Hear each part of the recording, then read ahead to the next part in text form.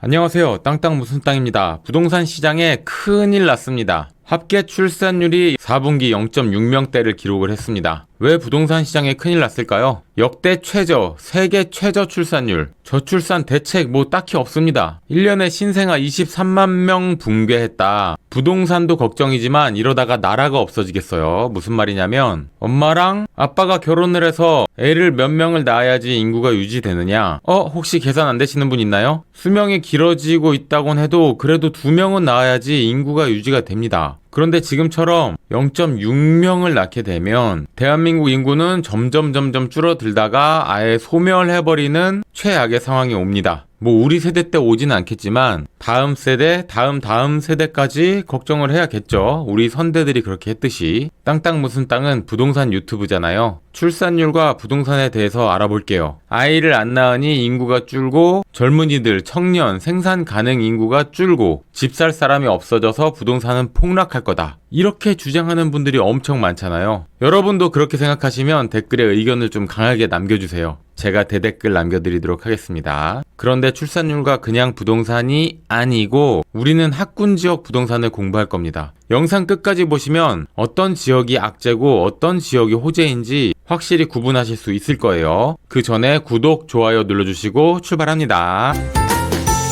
인구 절벽 사태, 폐교하는 학교가 있다고 해요. 제가 어렸을 때는 한 반에 60명, 70명, 18반, 19반, 20반까지 있었고 오전 수업, 오후 수업. 앞으로 나란히 할 자리가 없어서 반 앞으로 나란히. 제 나이가 다 드러났죠. 그런 시절에 살았는데 지금은 정반대입니다. 폐교가 돼서 7년째 방치된 초등학교도 있다고 하고요. 도심 속도 폐교 위기라고 합니다. 신입생이 0명인 초등학교가 전국에 157곳이에요. 믿겨지시나요? 저출산 여파로 서울에 있는 학교도 문을 닫고 있어요. 부동산 끝났나요? 특히 서울 3대 학군 지역, 강남 최고 학군 지역, 대치동, 공부로 둘째 가라면 서러운 목동, 공부로 둘째 가라면 더 서러운 중계동. 이 세 곳이 왜 서울 3대 학군 지역인지 호갱노노 앱에서 한번 알아볼게요. 좌측 메뉴에서 학원가 클릭하고 지역별 학원 개수에 따라서 색깔로 표현이 됩니다. 200개 초과하는 곳은 보라색으로 나타나는데 우리나라에 있을까요? 대치동부터 한번 가보겠습니다. 자, 벌써 강남 쪽에 보라색 잔뜩 모여있는 곳이 있죠. 학원이 817개 모여있는 강남 대치동, 역시 서울 3대 학군이라고 볼 수 있겠고요. 그 다음으로 양천구 목동입니다. 대치동처럼 뭉쳐있진 않지만 학원 숫자를 다 세면은 대치동 못지 않을 거예요. 하지만 조금은 분산되어 있다. 그리고 중계동으로 가볼게요. 중계동 찾기 쉽습니다. 보라색 200개 초가 여기 223개라고 써있죠. 중계동 확대해보면 중계동 은행 사거리를 중심으로 엄청나게 많은 수의 학원들이 몰려 있습니다. 그리고 최근에 서울 학군지로 뜨고 있는 곳이 바로 마포 대흥학원가입니다. 조금 확대해볼까요? 대흥역을 중심으로 59개, 22개, 10개, 17개 서울의 서북권으로 해서 학원가가 마포에 형성이 되고 있습니다. 그런데 중요한 건 출산율 0.6%대 초등학교가 폐교를 하고 있습니다. 고등학교마저도 폐교를 하는 곳이 있다고 해요. 학군 지역 부동산 큰일이 났군요. 학생이 줄어드니 집값도 폭락을 하겠군요. 한번 실제로 알아볼까요? 대치동 중심 학원가고요. 대표적인 음마아파트를 한번 보겠습니다. 저는 좀 쪼그라들고 음마아파트 봤을 때 30평형 가격이 23억, 24억, 23억 거래되다가 최근에 22억 거래가 있었습니다. 학군 지역 부동산 망했다는데 전혀 그래 보이진 않아요. 한 군데 더 볼까요? 대치역 앞에 레미안 대치팰리스 레데펠입니다. 레데펠 38평형 봤을 때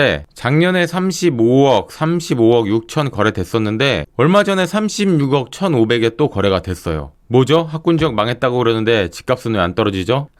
여기는 강남이니까 목동으로 한번 가보겠습니다. 목동역 앞에 목동 대장으로 불리는 7단지 한번 보겠습니다. 1000세대가 넘는 27평형이고요. 8억대, 18억대 작년에 거래되다가 올 1월에 17억 거래됐습니다. 집값이 떨어진 거 아니냐고요? 아니요. 1층 거래입니다. 1층. 중층 실거래는 없는데 가격이 떨어졌다고 볼 순 없죠. 1층이니까. 그 옆에 목동 4단지 한번 볼까요? 14억까지 갔던 게 11억까지 떨어졌다가 다시 반등을 해서 2월 달에 12억 6천 이렇게 거래가 됐습니다. 가격이 막 반등을 하고 있어요. 아, 여기는 목동이니까 그렇다. 그러면 마지막으로 서울 3대 학군지 중계동 가보겠습니다. 중계동은 엄청 폭락을 했을까요? 중계동 은행 사거리 학원가고요. 큰 국민은행이 있는 사거리를 기준으로 해서 엄청나게 많은 학원들이 이쪽에 몰려 있습니다. 그래서 은행 사거리 학원가라고 불러요. 청구 3차 아파트 31평 단일 평형이고요. 13억까지 갔던 게 10억대로 빠졌다가 지금 12억, 11억 중반? 3월달 거래가 있죠. 거래가 되고 있습니다. 그 옆에 또 대장으로 불리는 건영 아파트 한번 보면 마찬가지로 32평 단일 평형이고 13억까지 갔던 게 9억대까지 떨어졌다가 11억대, 10억대 거래가 되고 있습니다. 조금 조정이 있는 것 같긴 하는데 집값이 떨어졌다라고 보기에는 좀 애매해요. 학군지역 부동산 큰일 났다. 집값이 폭락하고 있다. 이렇게 생각하신 분들이 있을 수도 있는데 실제로 알아보니까 오히려 반등하고 있는 곳도 있고 보합세인 곳도 있고 이런 움직임을 보이고 있죠. 아이를 안 낳을수록 나도 한 명 낳을수록 오히려 더 귀하게 키우고 싶은 마음이 있어서 학군지로 더 갑니다. 아이를 안 낳으면 몰라도 아이를 낳는다면 오히려 더 학군 지역으로 몰려서 열심히 공부를 시키려고 하는 거예요. 이렇게 한번 생각해 볼게요. 학생이 줄어들면은 서울대 가기 쉬워질까요? 아니죠. 전혀 그렇지 않죠. 한 명 키우는 자녀 더 열심히 공부시키고 지방에서 수도권 학군지로, 학군지에서도 서울로, 서울에서 중계동으로, 여유가 되면은 목동으로, 여유가 더 되면 대치동으로 이사 가서 하나 낳은 아이 더 열심히 공부를 시키게 된다. 학군 지역의 수요는 더 늘어날 것 같다는 말이에요. 그게 전세든 월세든 매매든 말이죠. 강물이 흐르다가 물이 마르면 물고기들은 웅덩이로 이렇게 모이게 되어 있다는 겁니다.